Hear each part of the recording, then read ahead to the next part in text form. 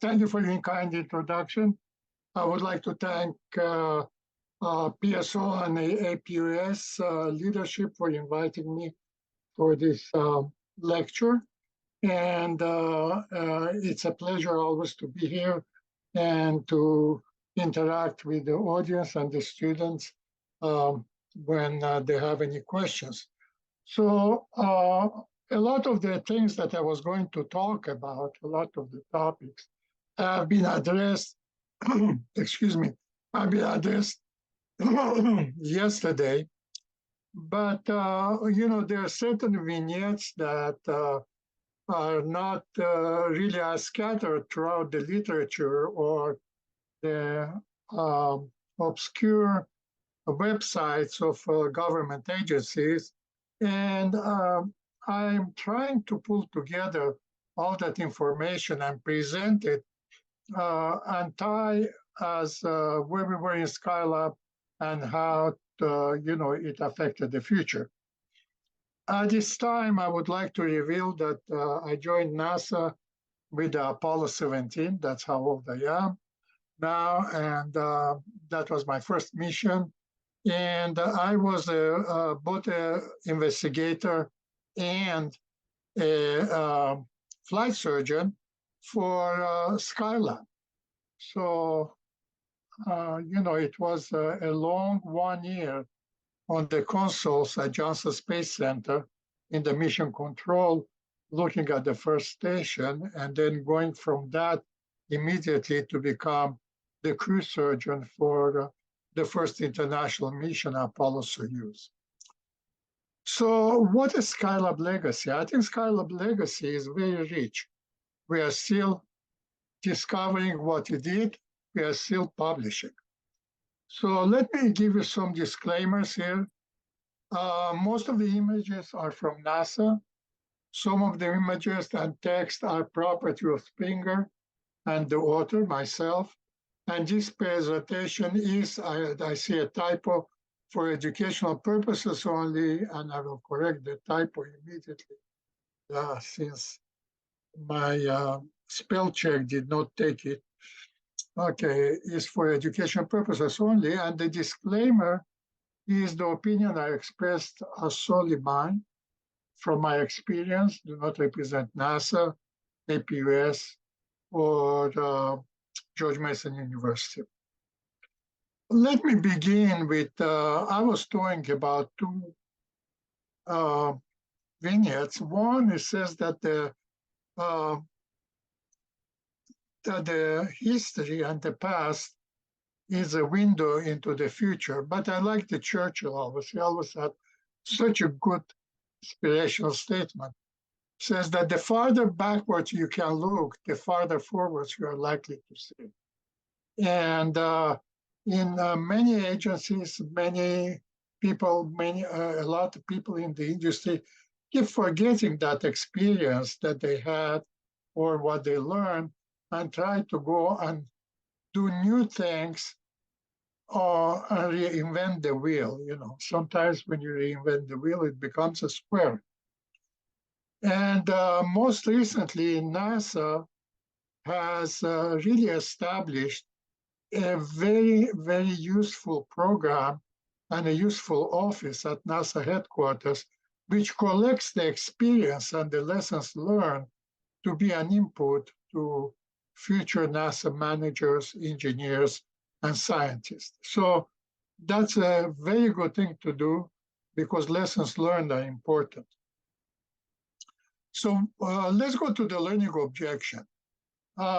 objectives. One is this, I would like to talk shortly about the historical review of the first, it's US, not world, just United States space station.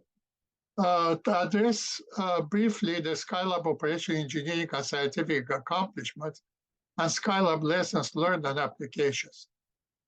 Now, if at the end of my talk you did not get a sense, at least partial to that, then I didn't do a good job. So what is the outline? We talk about learning objectives. I will talk about historical perspective.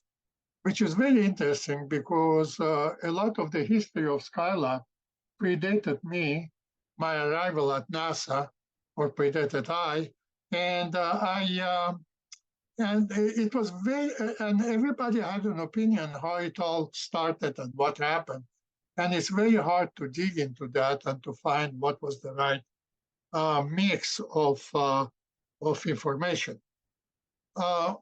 Smith is the SkyLab Medical Experiments Altitude Test. Yesterday, I was on a panel that Professor Albin chaired, which was the analog and simulations. And believe me, that NASA still has analogs and simulation for every mission that they are going to go and plan. So Smith was one of those missions which was conducted at the Johnson Space Center in an altitude chamber, and we'll talk later on about that. Then SkyLab orbital configuration and why we went to that configuration, planned investigations, experiment.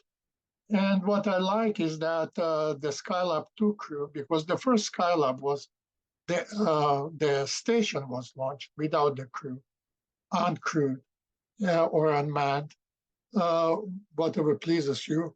But the crew went in and they found a lot of problems, and they called themselves at the end of the mission, "We can fix anything," which is really a good statement, given that these days many people cannot fix many things, and it's always costs more.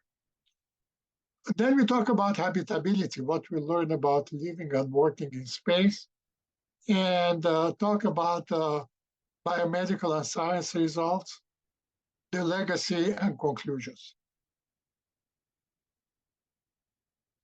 So historical background, let's talk about that for a moment. So Apollo, Mercury, Gemini, and SkyLab were born out of the Cold War and the race to space, because space was a program that country used to demonstrate the technological savviness and achievement and how wonderful they are. But what happened to the Cold War space race? Well, Yuri Gagarin was launched first, so the first man in space was the Soviet, and the Soviets had many firsts, and they used that for a very good tool for propaganda and demonstrating the really technological achievement. NASA was falling behind in the approach, blowing up rockets.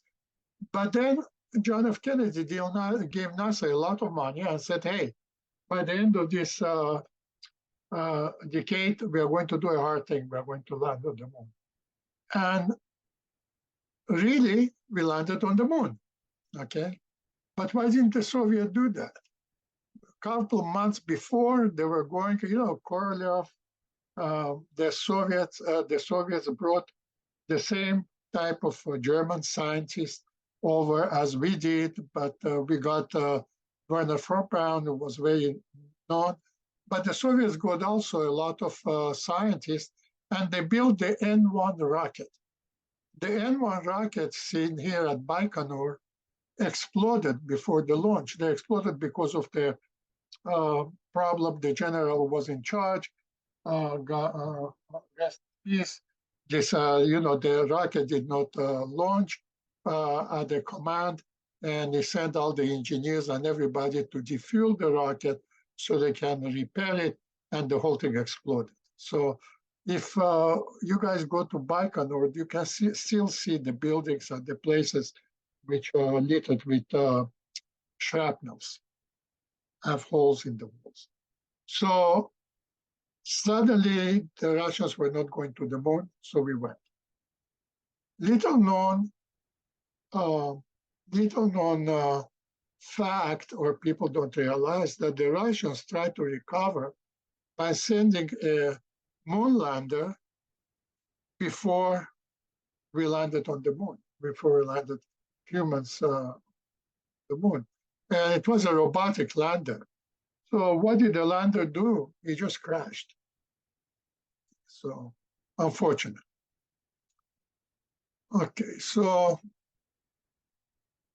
what was the first space station? The first space station was post N1 disaster, launched 19 April 1971, deorbited 11 October 1971 because of the fire which occurred inside the space station and was thought to be not that reliable. And first crew Soyuz 10 failed to dock on 22nd April to the space station, and the second crew docked. There are three of them, Dobrovolsky, Volkov, and Patsayev. And that's the configuration Soyuz docking with the space station. That space station salute was also based on the basis of the Soviet military space station Almaz. And there was a lot of similarity in the way the space stations were built early on by US and the Soviets. And yes, people were talking about China the previous session. I was listening about China policy. And Chinese picked up the Soviet design and just using that for their space station. So what the Chinese is doing, they're taking a little bit from here, a little bit from there. And when I visited China, Space Biomedical Institute of the Chinese People's Republic of China, People's Republics of China Center. Okay, I love that. Then you can see that they had, I was able to communicate with them. I don't know Chinese, but I was able to talk with them in Russian. They were all trained in Russia. They had a lot of Russian hardware given to them, and then they borrowed some more from other countries. And what happened to NASA? Why did NASA went to SkyLab? They had four missions to the moon planned. Well, it's very simple. Apollo was successful. We done it. We were happy. We were celebrating. And then we got back to the basics. Well, unrest in the United States, war in Vietnam, civil rights movement, and all kinds of things happening, cultural changes, and big cultural changes at the time. And that's the peak of NASA funding. And then, whoop, the whole budget went down. And the only bump here is the rebuilding after the Challenger disaster. When the Challenger exploded, NASA was given some money to replace the Challenger and to get another space shuttle. At the peak, the workforce was 400,000 people throughout the United States. That's the 1960s. Okay, our population was about 200 million plus, and that's civil service and contractors. Since then, the number of contractors decreased, and NASA today, as Zubin said, is basically funding contractors to launch his spacecrafts and other things so they can focus on Artemis. So what were the SkyLab's objectives?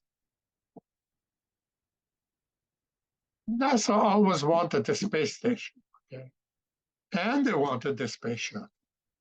And they wanted the space shuttle and the space station work together. And what they wanted to know, because there was a lot of movement, a lot of enthusiasm going back to the moon and to Mars, they wanted to know what are the limits of human existence in space. And they wanted to expand our knowledge of sun on Earth. At that time, we didn't know too much about the sun. We knew that there was the largest solar event in 1858 or whatever, which affected the telegraphs and everything else. But people did not know, and they want to know about the effect that sun flares have on systems and satellites and things like that. So these were the primary goals. So what was the beginning of SkyLab? Actually, very interesting. If you go back and look, and nobody will really talk about that, NASA wanted a space station. So NASA started to plan for a space station early on. And the space station was primarily driven by Werner von Braun, who came with a group of Germans, V1 or V2 rocket scientists, and we're at Marshall Space Flight Center. And Lyndon B. Johnson wanted a center also in Texas, so we got the center there.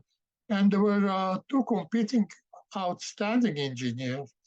One is Werner von Braun, and the other one, Max Faget. Max Faget was probably one of the two people at NASA who knew the ins and outs, the details of the space shuttle that he designed. And this is Gilruth, who was the center director engineer, who was also one of the foremost space engineers. Jack Kinsler, I just put his image there because they save SkyLab we talk about by building the parachute, designing how to save SkyLab. Just to amuse you, we used to pick up astronaut in the water. And here is the Tycho, the old Tycho. That was my first aircraft carrier cruise in the South Pacific. No portholes, nothing exciting. But it is refueling. So you have a chance to look at that refueling at the two ships running side by side and, high waves, and you wonder what's going to happen. The reason I'm putting it because sometimes the monotony of all those things is broken by some really funny things which can happen. I don't have the picture of that. I couldn't find it, but there was a Russian trawler always following our rescue ships. And at some point in time, we asked them to move away because they were really in the zone of the crew landing and one of the missions. And so they told us that they're there to help. But anyway, just for laughs.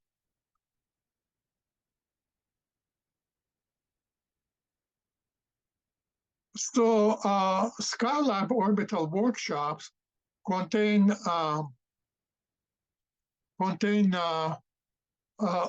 sitting on top of that here. That's the upper stage, the third stage. And the rest of it here that's the telescope and docking adapter. But here we had the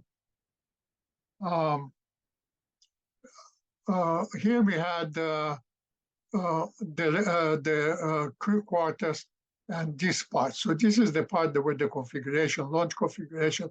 This is the Saturn V. It was one of the Saturns left from the Moon program, lunar program, and the question was what happened to the other two Saturns, and we'll talk a little bit later.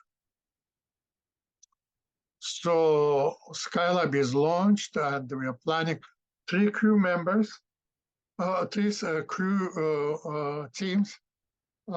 This is the first SkyLab crewed, which is SkyLab 2, because SkyLab 1, if you recall, was launch empty. This is SkyLab 2, and this is SkyLab 3 and SkyLab 4. I have the red marks under some of the names. These are the astronauts who passed away. Most of them passed at the old age, about 80s. Many of them were born the same year as I was born. Joe Kerwin was invited, but he couldn't come. He was on travel. He was the first physician in space. Pete Conrad died at a younger age, at the age of 60, I think a motorcycle in Florida. Who were the contributors? Well, the contractors were everybody who was working there. Those are the big ones. But the agencies which helped us were the National Academy of Sciences. They peer-reviewed the SkyLab proposals. They also helped select, and the influence was to get career scientists on board. National Institute of Health did contribute to us and work with us. United States Air Force, United States Naval Research Laboratory, and Dr. Ashton Graybill, who is passed away, and his son-in-law is now at Brandeis, having a rotating room, Brandeis University. He was the foremost expert in the world on vestibular dysfunction. So he was at that time at Pensacola, and he was brought in to do neurovestibular studies and American Institute of Pathology.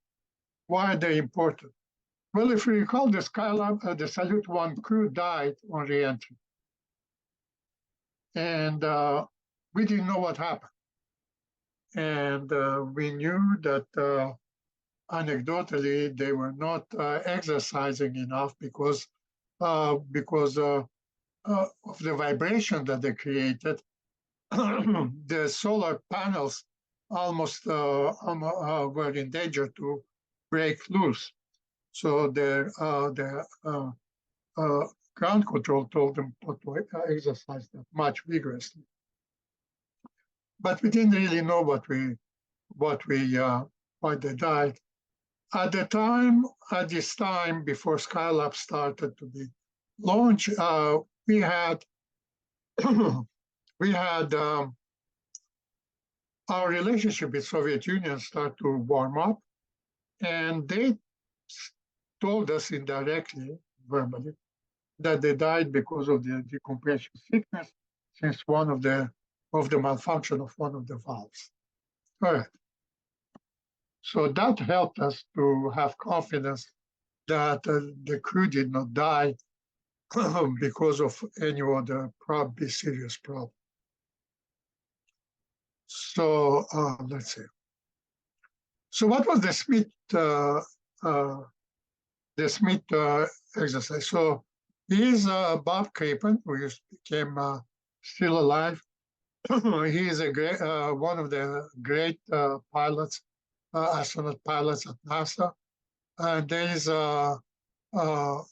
Bobko, and there is Bill Thornton, a physician who flew later on the shuttle. He is Bill Thornton. He is very active, very innovative, and an inventor. And he is working, you won't believe it, on the bicycle ergometer. He broke the pedals. As a result of that, we were able to identify malfunctioning of the bicycle ergometer, which would have ruined the whole exercise program on the space station. Said spare parts with the SkyLab 2. And after 56 days, they emerged, and here they are. And they were greeted with a lot of fanfare. And here is the chamber, which was an altitude chamber, test chamber. That's where they spent all their time. And they worked very hard to identify hardware failures. So SkyLab Science, there's a service module, there is command, there is the Apollo telescope, lunar mount, those are solar panels. There is the orbital workshop and the instrument panel, Earth Sciences, and the workshop had all the biomedical. So what were the investigations? Biomedical was endurance, living and working in microgravity, study of the Earth crust, observe oceans and beneath surfaces, the sun, life cycle and electromagnetic activity, astronomical observations, comets and other phenomena, material sciences, manufacturing alloys, crystals, and fluid. And then out of 1900, we started to use student experiments. And it involved 28 scientists from 28 countries. So So it was a sole U.S. spacecraft developed, and all the stuff was ours, instruments. There were international participation.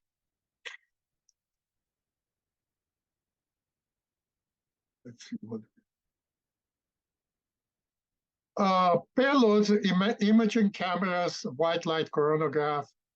You can go down and Earth-mounted resources and instruments, plus additional pictures that they took. And there were a lot of experiments done looking at the sun. And then in 1973, Comet Kohutek, which comes from maybe I don't remember, 90,000, 75,000 years to the solar system, probably from an outside body, just appeared as Jupiter. And he is the astronomer, famous astronomer Kohutek, who is in this in the mission control, talking to the crew and directing how they should take the pictures of the Kohutek. One of the major things, obviously, was that we didn't find any helium in the tail of the comet, but there are other findings that you can. It's beyond the scope of what I'm going to talk. Microgravity experiments, that's the station, and the furnace, welding, brazing, metal melting, and crystal growth and water fluid dynamics, which was very important when I was in charge of the life sciences and microgravity sciences. It became clear that fluid dynamics is very important for understanding the physiology and vice versa. Okay.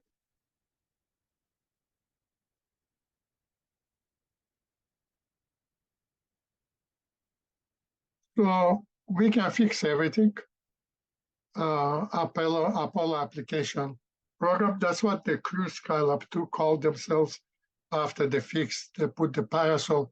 You can see the last crew of SkyLab 4, went and added another, SkyLab 2, I'm sorry, the second crew, added another parasol because the one that the first SkyLab crew put on board, which is in the background, did not cover the whole sun-exposed surface of the sky.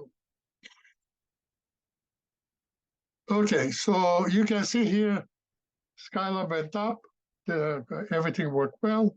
The gases of the third stage got into the second stage, and then micrometeorites got expanded and tore off the micrometeorites, which in turn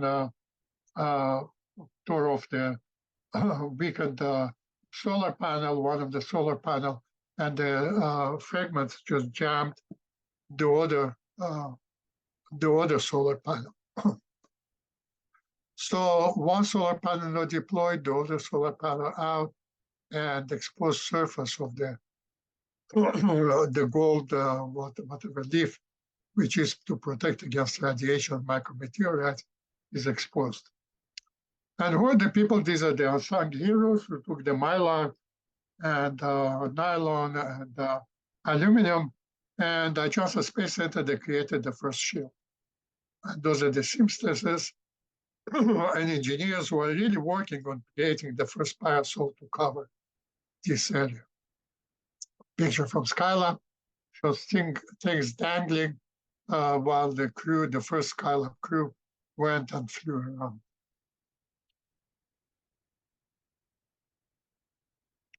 Okay, then second parasol was developed for the second SkyLab, was brought in and was put in place. And what is interesting is that, it is what we are saying, but the EVAs, they tried to fix it standing inside the Apollo spacecraft. It didn't work, almost lost one of the astronauts floating away. They tried to free everything. So they had a serious problem. And we had a very tense time, 24/7 in the mission control, watching the whole thing and trying to work the problems in the facility, training facility and water immersion facility of the Johnson Space Center, and pass on procedures to SkyLab crew because they had some instruments, cutting instruments and things like that, and they didn't have a parasol with an extension pole to deploy, but the procedures were not well worked out. So what was the habitability? The SkyLab operation, once it was made habitable, the crew deployed the parasol to the airlock, and then and then they start to cool off, and they found that the orbital workshop is not the atmosphere is not toxic inside. They went with mask to activate everything. What do you call the multiple docking adapter where they was working, and they activated that first. And once the fans start to work and they pressurized and depressurized the orbital workshop several times, then it was safe to re-enter. And the temperature, which was about 120 degrees plus, dropped down to 50 or 60 degrees, which was tolerable. So SkyLab operation was data downlink 12 to 24 hours after experiment. Real-time biomedical research meetings were held to support the team and plan the activities. And there was always 2 teams working. There were 3 teams in the mission control. Mission control was, we were meeting, it seems like every 3-4 times a day to see if it's okay to continue. Once we passed the limit that the Soviet cosmonaut went, which was 20 days, 24 days, and we start the first SkyLab going beyond that, we had experiments going, cardiovascular, vestibular, and everything else. And once the motion sickness calmed down, we try to, every day we try to discuss, shall we continue one more day? Shall we continue one day? So all this time was continued, and the input was made to the NASA management to continue. Daily private medical conferences, communication with family, daily or as time permits.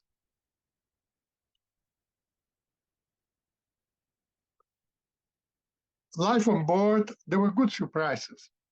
Putting trash, which was at the bottom of the SkyLab orbital workshop. You can see the trash goes in. There was a big receptacle. So, everybody celebrated Christmas, the holidays in space. And here's the makeshift Christmas tree out of the remaining parasol pole. This is the SkyLab 2 crew left for SkyLab 3, a mannequin to surprise them that there was somebody sitting there because there was kind of a month or so between the launches. So when the SkyLab crew would come in, they would be surprised they thought somebody is left there. And having haircuts, you need to do that. And there was a shower. That's the only shower we ever had in space. And they also, you can see the crew member is holding, that's the SkyLab 2 crew, SkyLab 3. Holding, I always get confused, holding the vacuum cleaner to get the hair out. Okay. So now you know there is, when there is those electric shavers that we have, groomers, which has a vacuum cleaner, where that came from SkyLab as a legacy. Okay, waste management was designed only for men, not for women. That's why women did not sleeping. And that's the compartment with the sometimes uncomfortable, the crew is restrained, and so they don't float away. And you can see the head cap, which is for sleep monitoring, was done there. So and the crew reported at night when they were sleeping, they would see light flashes, which seems to have been Cherenkov effect of HC particles. Okay, then nutrition. That was talked about yesterday, and that was the only one which was very important time for the crew to have meals together, and that still happens in SkyLab on the International Space Station, and food bars from future missions, which were originated, was high energy food bars, were sent with Skylab crew because, during in confine of small spacecraft, crew is not active and they feel they didn't use that much energy except working on the moon. And people thought that they don't need that much food, so they dropped the amount of food to be taken. And obviously, uh, it was a miscalculation, so they had to supplement it with high energy bars, sport bars, and then this is the experiment. I will recognize that all those things which are here automated, and they were sent to different, and there were telemetry data attached. So this is what we have now. They evolved into the intensive care units, automated blood pressure cuffs, and automated EKG readers, and many other applications in medicine. So let's see. Okay. So this is the way the wardroom was and the way the bunk were. This is lower body negative pressure device that the Russians still use. We start to use it in space. And that simulates, sucks the blood down to the legs with a vacuum cleaner attached and the waist seal. And this is taking if you recall, in Apollo moon missions, we used to get the crews into the helicopter and hoist them to the spacecraft, which was not, or hoist them to the helicopter and then land them on the aircraft carrier deck. But then we decided to lift the whole crew with the capsule in to make sure that they don't walk and they don't pass out. Radiation, you notice that this is Mount Transit. You guys those things will be recorded and you can study them. Months on an ISS average is 8 millisieverts. Skylab 4 was half of them. So as you go, you double, but it's not a linear progress. And this is the largest solar flare recorded from Skylab at that time. And these are the sunspots which affect that communication. So what are the select outcomes of the whole thing? Significant lesson, anthropometry. People in space get in a fetal position. And this is the new anthropometry for space. At the beginning, they were designing stations like they designed for Earth, and the knees are getting under and you cannot work. And you float away, like you can see here, you float away, but you need foot restraint to stay there. And the reason you need the foot restraints is because you need both arms to work. If you float away and your legs are behind you and you hold to the workbench or whatever, with one hand, you have only one hand. So that's a big problem. And these are the tools and the foot restraints, handling tools, torque. You can see that, that's a torque. We didn't talk about that. What about a drill? What about a screwdriver? You need to stabilize it, and you need to make sure that there is a counter torque so the crew member hand does not float away. Housekeeping and ergonomic workstations, work cycle, reliance on mission support, protective rails over switches. The first SkyLab crew, which uh, went to do the repairs, they were trying to do the repairs in a place outside of the space station, but there was no rails to hold with. That was mitigated when we designed the SkyLab, the International Space Station. Skincare. There were, skin gets dry in that environment because the atmosphere was 60% oxygen, 69% oxygen, 30% nitrogen. Like Earth atmosphere, the reason we did that is because we didn't have to have lungs collapse just with oxygen over a long period of time. Floating objects. Some of the crew members got some stuff into their eye. Dr. Kerwin removed from Pete Conrad's eye, and he admitted that in the public forum, a foreign body. And, if you don't watch what we are going with the clutter and everything else, you can get injuries at the beginning. Because in the space, you don't have any feel where your body is. Your eyes is your only system to orient yourself. So your legs are there, you don't know where they are, you hit and you can get a wrong switch for flip or whatever. So that's why you are protective rails over switches. So you don't inadvertently push the switch that you don't want. Okay. So here's Nixon and Kosygin, or whoever it is, signing an agreement in 1970 on collaboration. And people start to think about, well, what do we do?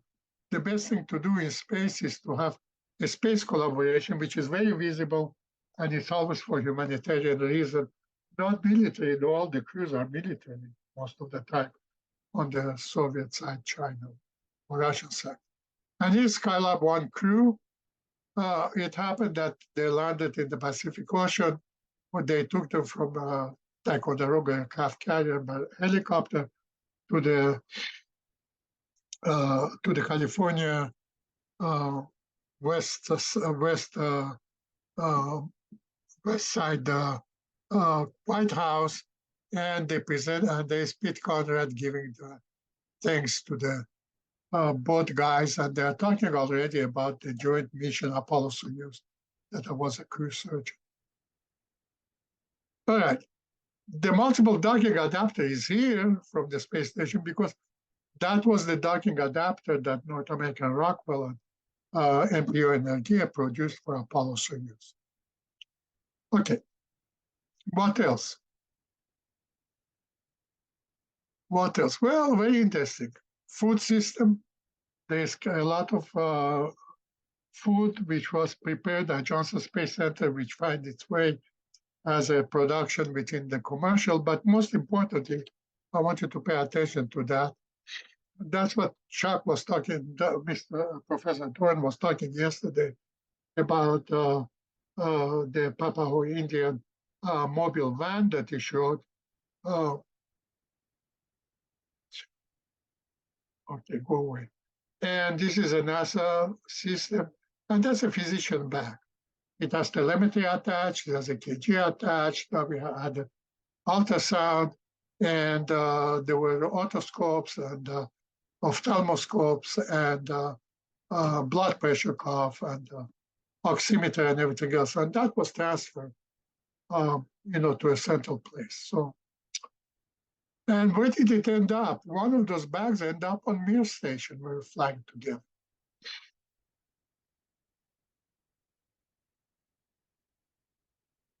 The other benefit was the publications. So the SkyLab medical altitude test, you can find it in some libraries. The SkyLab biomedical results and living in working in space, history of SkyLab, the NASA publication. If not, you can write to NASA and see if you can get those. We are still publishing about SkyLab, 20,000 peer-reviewed presentation, NASA technical memorandum. Let's see. What evolved the recovery Apollo to Skylab 4? Uh, this is the Apollo 17 stable 2 sitting up. The crew brought on deck of the aircraft carrier. This is the Skylab lifted with the crew inside. This is the crew exiting. You notice that the first crew is walking. The third crew was extracted with this, whatever you call it, this platform, because they were afraid that the crew won't be able to walk. And wearing the anti-gravity suit, they were able to walk, and they did very well. And probably the 3 months in space did not affect that much the crew. And the reason it did not affect because Dr. Thornton built a treadmill that was flown to last Skylab mission since the other two crews were falling behind on exercise.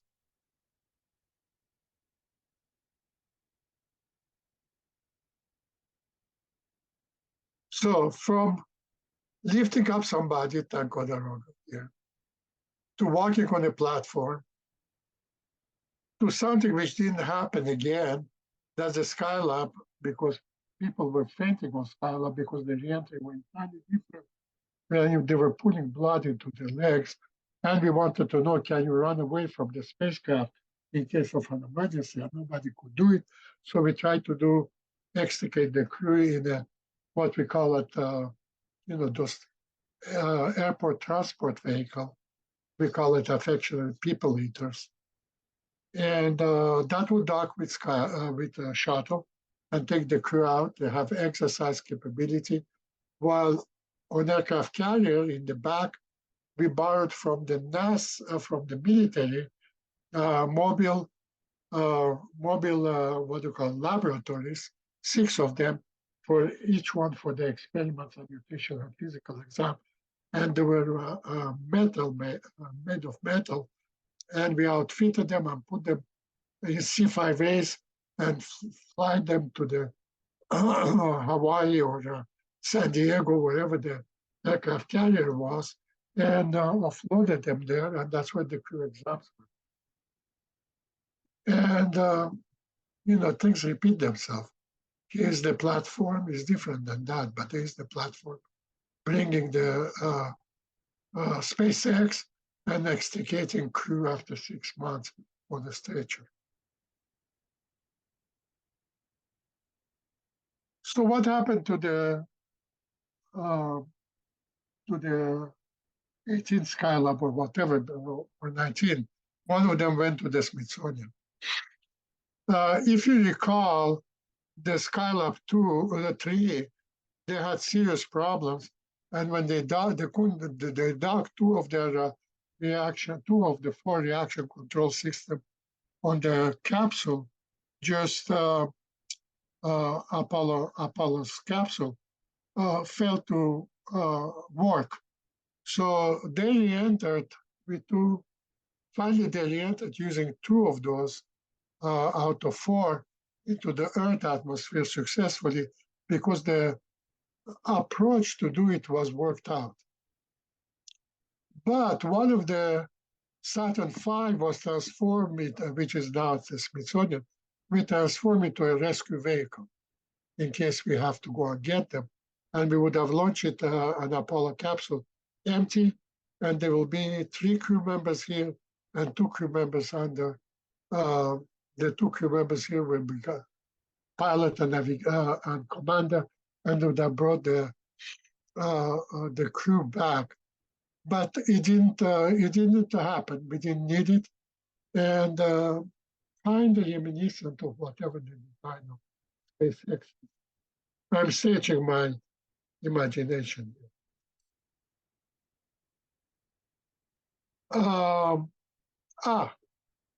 We started in SkyLab student experiments, and we continue still. And the student experiment now counts about 2 million plus K-12 engagement since SkyLab. And we had 39, like I said, we selected 9 And here is Kathy Jackson.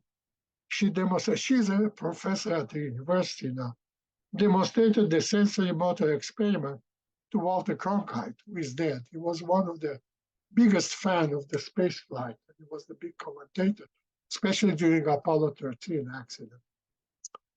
And here's Kathy Jackson with this Arabella, picture of Arabella. There were two spiders, Arabella and Anna. And that was another drama because, you need to read about that. It's so long. They won't come out of the vials. They were fed a fly meal and they were sitting on the water sponge so they can drink. They wouldn't come out first, then they came out and spun the web and everybody got fascinated in the mission control about two living things, two spider nodes with three astronauts. So they want to return them, but they died. And they brought them in there in the Smithsonian Air and Space Museum, and we decided that and it was determined that they died from dehydration. The Apollo crew even wanted to put the live ones if they were alive, into the spacesuit to bring them back. Big drama. So here is the SkyLab B legacy. There's a SkyLab, remember I told you, which was supposed to become the rescue vehicle. But what did we use the rest of them for? Well, when we were planning for International Space Station, NASA designed the Space Station Freedom using the SkyLab model, but larger. And they were going to put an artificial gravity centrifuge on the bottom. Then all the international partners were invited and they said, hey, we don't want to live in a skyscraper here. Each one has a floor. Why don't we have modules? So the whole thing fell apart, and the plans to include with that SkyLab with 1976 US bicentennial fell through, and the remaining Apollo craft were used for logistics, was put in storage and later delivered to SM. But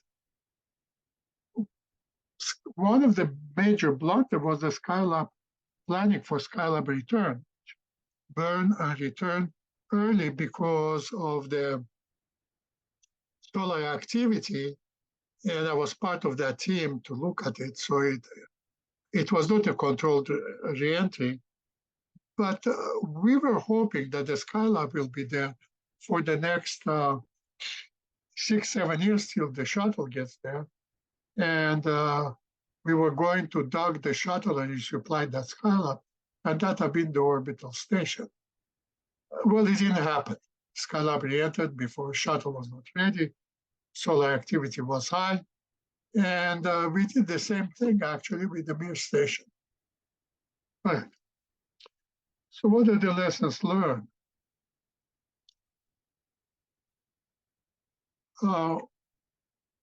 That's what Dr. Polk talked about. Limited resources and resupply was until a viable self-sufficiency is developed.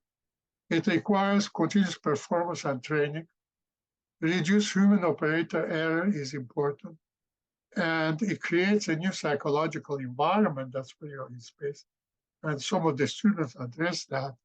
And the APUS is doing some psychosocial studies in their with the IAA in the inflatable modules. But you need to make sure that technology for extreme environment it will enable, will protect, but it requires maintenance and creates health risk. We need to address this while we develop robotics and everything else. We need to make sure that we can handle those 3 and 4. So Do people adapt to space? The only one which adapts, we know, is the vestibular system. Motion sickness goes away, and they're fine. Though some astronauts ask that, the orientation of the floor of the habitat be toward the Earth. I don't think it will work unless when you're on the way to Mars. Earth-based standards of medical practice and Earth-based standards of occupational environmental health standards will feed into what we do in space. A patient on Earth is a bad model for somebody who flies in space because we take a very healthy problem, people, and we make them sick in the microgravity environment. So, like Axiom plans to do this for tourists, a space station with artificial gravity. Well, I have come to the end of my presentation. I talk more than I should have. But here is, thank you. This is the picture taken. Some of the people are dead now. That's a helicopter. That's US New Orleans is a single screw LPH, which is a landing platform for a helicopter. And this is us, the team which always in the recovery doing a medical experiment. That's the medical team. You can see we are from all over the place. This is Dr. Bouchard from Germany, the NIH teams. And this is me. I was younger then. And thank you. It brought good memories. And I wish I had more time to share all of it. Thank you. Thank you. This was an excellent presentation. I just want to take the time, there was a couple questions.